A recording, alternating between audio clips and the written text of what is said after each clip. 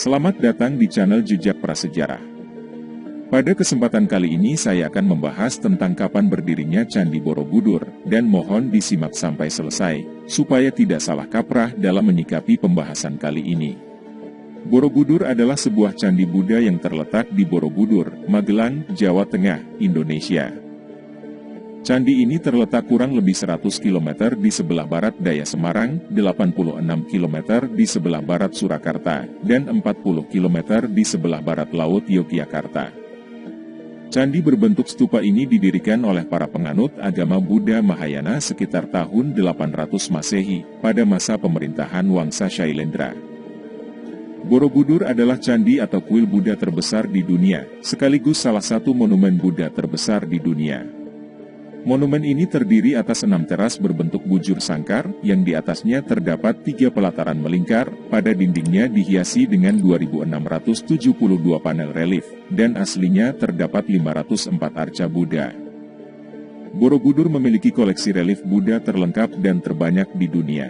Stupa utama terbesar terletak di tengah, sekaligus memahkotai bangunan ini, dikelilingi oleh 3 barisan melingkar 72 stupa berlubang, yang di dalamnya terdapat arca Buddha tengah duduk bersila, dalam posisi teratai sempurna dengan mudra, sikap tangan, Dharma Cakra Mudra, memutar roda Dharma. Monumen ini merupakan model alam semesta, dan dibangun sebagai tempat suci untuk memuliakan Buddha, sekaligus berfungsi sebagai tempat ziarah, untuk menuntun umat manusia, beralih dari alam nafsu duniawi, menuju pencerahan, dan kebijaksanaan sesuai ajaran Buddha. Peziarah masuk melalui sisi timur, dan memulai ritual di dasar candi, dengan berjalan melingkari bangunan suci ini searah jarum jam, sambil terus naik ke undakan berikutnya, melalui 3 tingkatan ranah dalam kosmologi Buddha. Ketiga tingkatan itu adalah Kama Dhatu, yaitu ranah hawa nafsu, Rupa Dhatu, yaitu ranah berwujud, dan Arupa Dhatu, yaitu ranah tak berwujud. Menurut bukti-bukti sejarah, Borobudur ditinggalkan pada abad ke-14, seiring melemahnya pengaruh kerajaan Hindu dan Buddha di Jawa, serta mulai masuknya pengaruh Islam.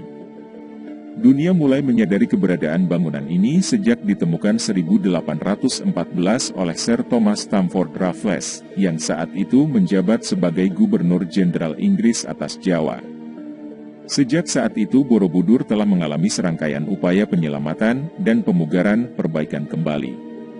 Proyek pemugaran terbesar digelar pada kurun waktu 1975 hingga 1982, atas upaya pemerintah Republik Indonesia dan UNESCO, kemudian situs bersejarah ini masuk dalam daftar situs warisan dunia.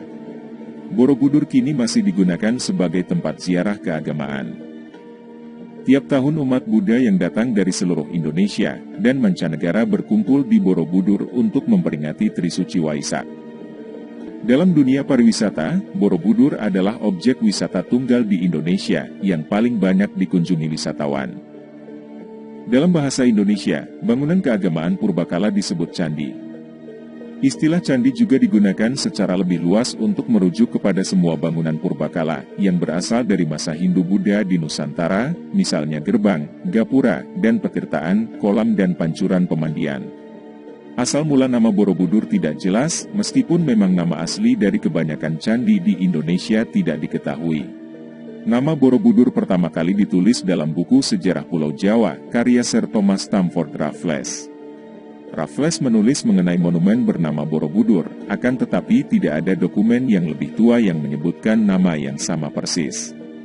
Satu-satunya naskah Jawa kuno yang memberi petunjuk mengenai adanya bangunan suci Buddha yang mungkin merujuk kepada Borobudur adalah Nagara Kretagama yang ditulis oleh Empu Prapanca pada 1365. Banyak teori yang berusaha menjelaskan nama candi ini.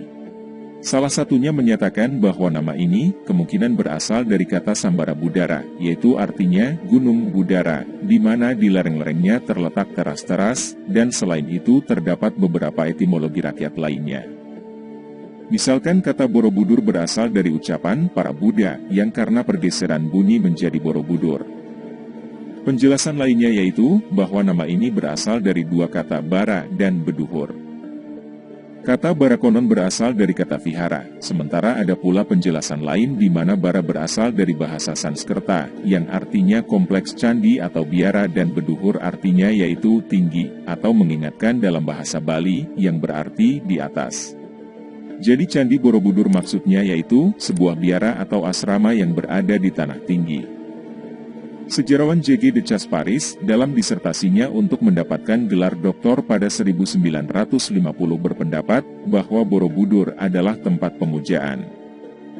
Berdasarkan prasasti Karangtengah dan Tritepusan, Casparis memperkirakan pendiri Borobudur adalah Raja Mataram dari Wangsa Shailendra, bernama Samaratungga, yang melakukan pembangunan sekitar tahun 824 Masehi. Bangunan raksasa itu baru dapat diselesaikan pada masa putrinya, Ratu Pramudawardhani. Pembangunan Borobudur diperkirakan memakan waktu setengah abad. Dalam prasasti Karangtengah, disebutkan mengenai penganugerahan Tanah Sima, tanah bebas pajak, oleh Cri Kahulunan, Pramudawardhani, untuk memelihara Kamulan, yang disebut Bumi Sambara. Istilah Kamulan sendiri berasal dari kata mula yang berarti tempat asal-muasal, bangunan suci untuk memuliakan leluhur, kemungkinan leluhur dari Wangsa Shailendra. Casparis memperkirakan bahwa Bumi Sambara Budhara, dalam bahasa Sanskerta yang berarti Bukit Himpunan Kebajikan 10 Tingkatan Bodhisatwa, adalah nama asli Borobudur. Menurut legenda Jawa, daerah yang dikenal sebagai dataran kedua adalah tempat yang dianggap suci dalam kepercayaan Jawa dan disanjung sebagai Taman Pulau Jawa karena keindahan alam dan kesuburan tanahnya. Selain Borobudur, terdapat beberapa candi Buddha dan Hindu di kawasan ini.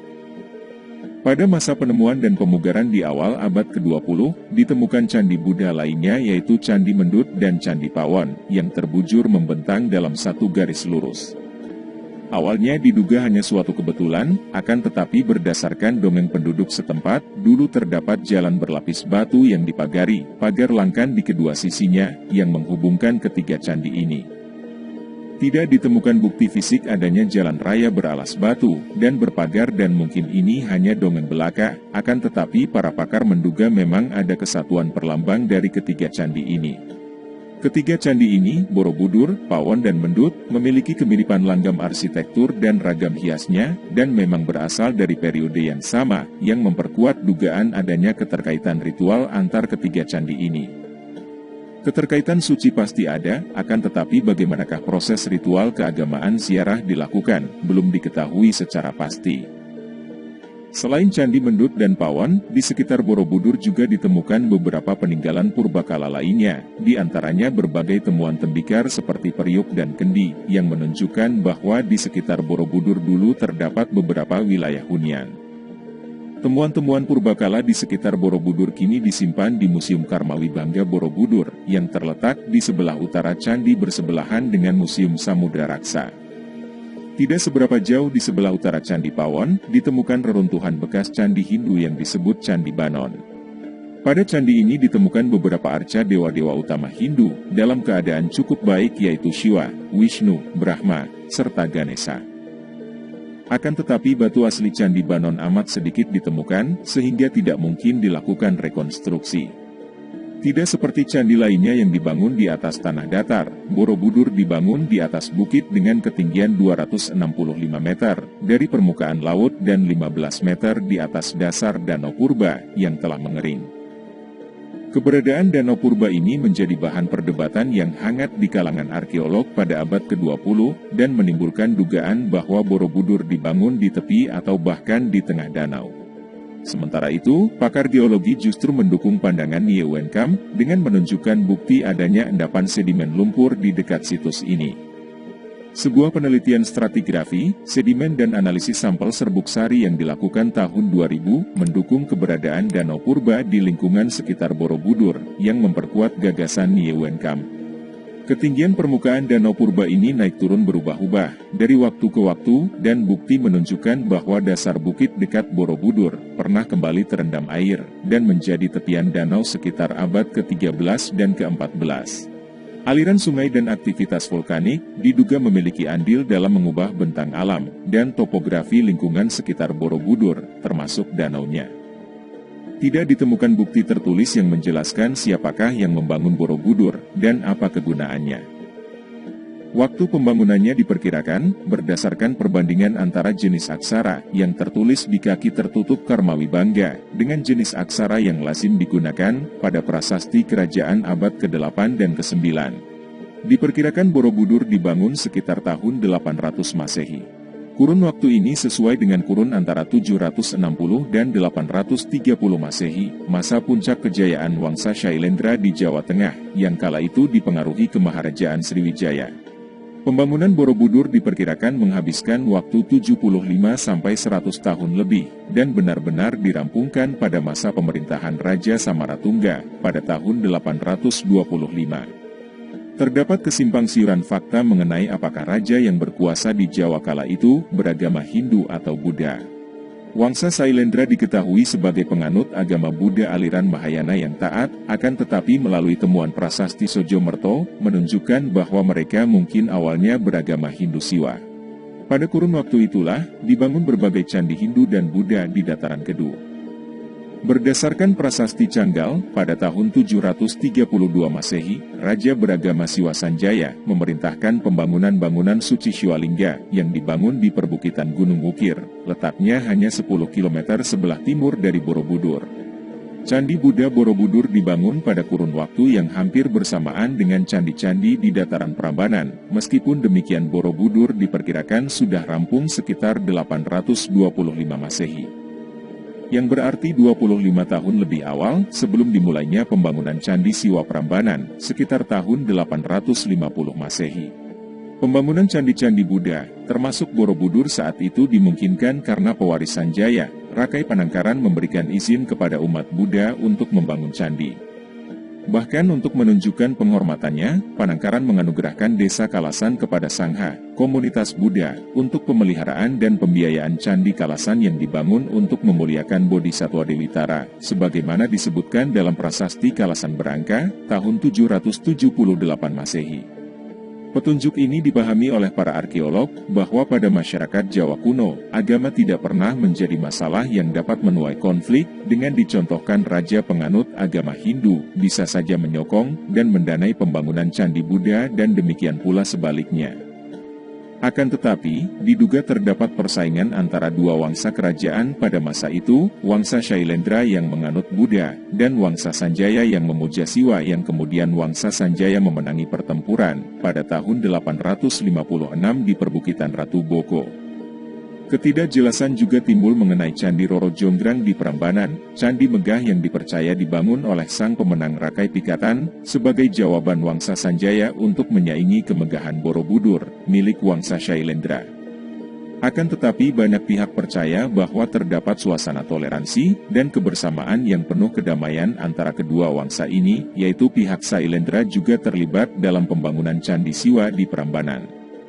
Borobudur tersembunyi dan telantar selama berabad-abad, terkubur di bawah lapisan tanah dan debu vulkanik yang kemudian ditumbuhi pohon dan semak belukar, sehingga Borobudur kala itu benar-benar menyerupai bukit.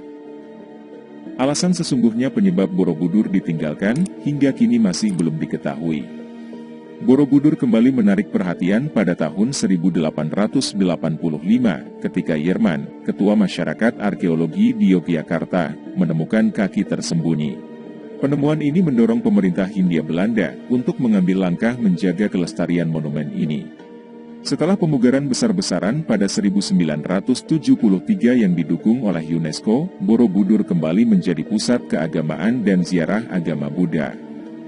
Candi Borobudur merupakan mahakarya seni rupa Buddha Indonesia, sebagai contoh puncak pencapaian keselarasan teknik arsitektur dan estetika seni rupa Buddha di Jawa.